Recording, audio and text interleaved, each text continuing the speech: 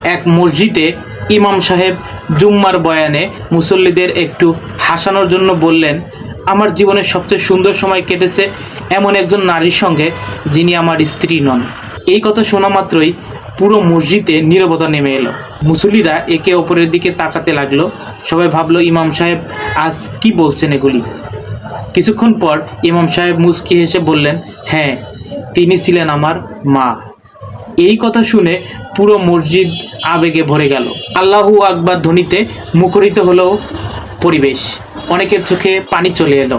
কিন্তু গল্প এখানেই শেষ নয়। মসজিদে থাকা এক ব্যক্তি খুবই অনুপ্রাণিত হলো।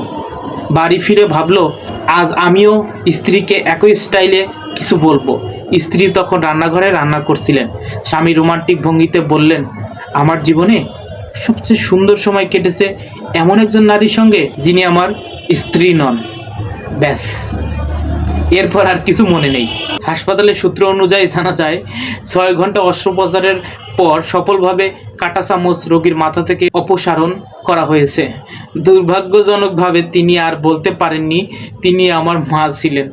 সত্যি কথা হলো, এই ধরনের ইমোশনাল ডায়লগ রান্নাঘরের ভিতরে বলা একদমই নিরাপদ নয়। সাবধান।